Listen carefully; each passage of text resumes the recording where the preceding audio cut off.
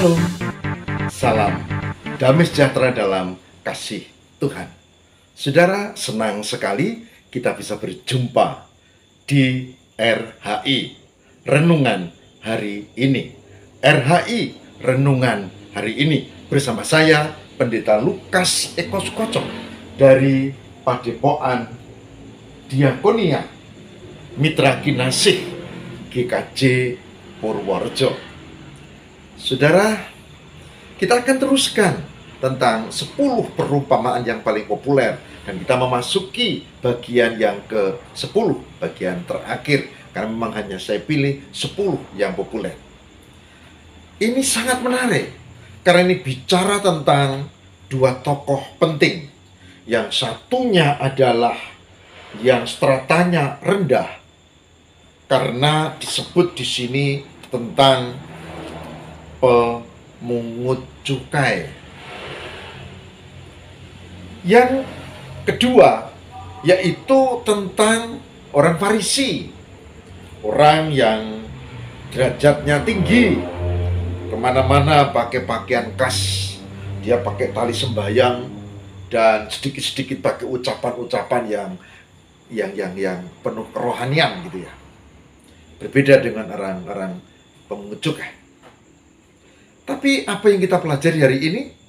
Nanti kita cermati. Kita akan langsung buka firman Tuhan dari Lukas 18. Lukas 18 ayat 9 sampai dengan 14. Mari kita cermati bersama, saudara. Lukas 18 ayat 9 sampai dengan 14. Yang demikian sabdanya. Dan kepada beberapa orang yang menganggap dirinya benar dan memandang rendah semua orang lain, Yesus mengatakan perumpamaan ini. Ada dua orang pergi ke bait Allah untuk berdoa. Yang seorang adalah orang Farisi, dan yang lain pemungut cukai. Orang Farisi itu berdiri dan berdoa dalam hatinya begini, "Ya Allah, aku mengucap syukur kepadamu karena aku tidak sama seperti semua orang lain, bukan perampok, bukan orang lalim, bukan pezina, dan bukan juga seperti pemungut cukai ini. Aku berpuasa 2 kali seminggu. Aku memberikan persepuluhan dari seluruh penghasilanku. Tetapi pemungut cukai itu berdiri jauh-jauh, bahkan ia tidak berani menengadah ke langit, melainkan ia memukul diri dan berkata, 'Ya Allah, kasihanilah aku, orang berdosa ini.' Aku berkata kepadamu, orang ini pulang ke rumahnya sebagai orang yang dibenarkan Allah, dan orang lain itu tidak. Sebab barang siapa meninggikan diri, ia akan direndahkan, dan barang siapa merendahkan diri, ia akan ditinggikan." Lukas 18 ayat 9 sampai 14.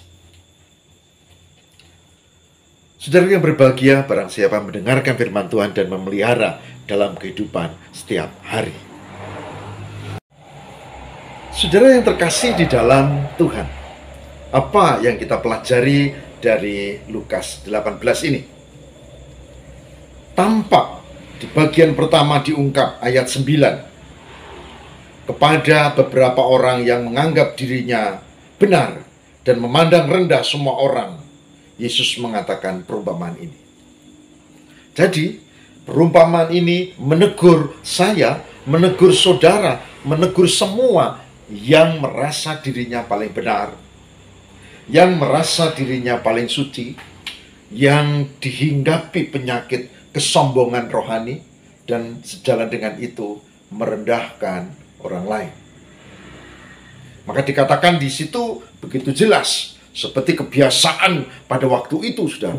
Maka dia berdoa dan menengadah. Ya Tuhan, aku bersyukur kepadamu karena aku tidak seperti orang-orang lain. Aku bukan perampok, aku bukan berzina. Dan aku juga bukan seperti pemungut cukai itu. Dan seterusnya. Bahkan menghitung, aku puasa 2 kali seminggu, aku perpuluhan, aku rajin ibadah, dan seterusnya, dan seterusnya. Orang yang datang kepada Tuhan dalam sikap sombong rohani, merasa diri benar, tidak ada rendah hati, bahkan pertobatan juga tidak. Ini tidak mendapat berkat Tuhan. Sebaliknya, pemungut cukai, dia sadar pekerjaannya itu dicap sebagai pro penjajah waktu itu. Dan dicap sebagai tidak jujur. Gampang manipulasi data. Orang ini menyadari kekurangannya dan dia tidak berani menengadah, bahkan dia tertunduk. Tuhan, ampunilah, tolonglah aku yang berdosa ini, tolonglah, dan seterusnya. Dan Gusti Yesus, Tuhan Yesus mengatakan, orang yang ini nih, yang datang dengan kerendahan hati, yang bertobat mohon pengampunan Tuhan, orang itu yang diberkati. Tapi yang lain, yang orang yang Farisi, yang sombong, yang merendahkan orang lain, yang merasa dirinya benar, yang merasa dirinya suci, tidak diberkati. Tidak diberkati. Nah, saudara dan saya dihadapkan pada dua tokoh ini. Apakah kita masuk orang yang mau menyadari diri kita penuh kelemahan dan bertobat? Mengaku dosa dan bertobat. Lalu datang mohon pengampunan Tuhan dan memperbaiki hidup tentu. Ataukah kita akan seperti orang Farisi yang merasa dirinya hebat, merasa dirinya benar suci tanpa celah, bahkan menjalankan syariat-syariat agama? Silakan. Saya memilih untuk rendah hati datang, bertobat, mohon pengampunan. Ya, karena saya sadar aku pun penuh keterbatasan dan kelemahan. Bahkan andai kata saya kasih orang itu pulpen dan kertas, aku kurang kuopo, mesti oke banget, banyak kelemahanku. Aku tidak mau seperti orang Farisi. Dan saya mengajak ibu bapak, jangan seperti orang Farisi yang merasa dirinya benar, yang merasa dirinya suci, yang merasa menjalankan syariat dan kewajiban agama, dan merendahkan orang lain. Semoga kita dimampukan untuk hidup dalam pertobatan. Tekanan utama adalah hidup dalam pertobatan, kerendahan hati, pengakuan dosa, dan kesediaan untuk hidup makin baik.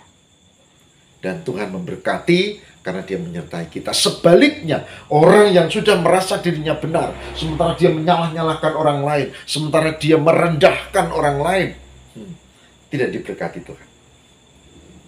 Semoga saudara dan saya, semoga kita dimampukan oleh Roh Kudus untuk memiliki sikap hidup rendah hati, mengaku dosa, bertobat, dan memperbaiki diri.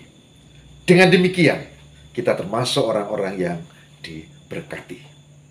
Saudara, yakinlah Roh Kudus menyertai kita, dan mulai sekarang janjilah dalam diri kita sendiri, Tuhan, memang aku penuh keterbatasan, masa laluku Tuhan tahu semua yang kita sembunyikan juga loh. Tuhan ampunilah dan biarlah aku akan teruskan hidup ini dalam pertobatan. Kalau itu yang Bapak Ibu lakukan, termasuklah orang yang diberkati Tuhan. Amin. Mari kita berdoa. Tuhan, kami sadar penuh keterbatasan, kelemahan, cacat celah. Baiklah, dari firman ini makin mengingatkan kami bahwa kami harus datang dalam pertobatan, bahwa kami harus hidup dekat dengan Tuhan dan memperhatikan sabdamu supaya kami masuk orang-orang yang hidup dalam pertobatan dan memperbaiki diri. Tolonglah kami ya Tuhan, dan berkatilah supaya di tengah kehidupan dengan segala tantangannya, kami tetap rendah hati dan berserah kepada Allah dan memohon pengampunan Tuhan. Inilah doa kami, berkatilah demi Kristus pengantara kami. Amin.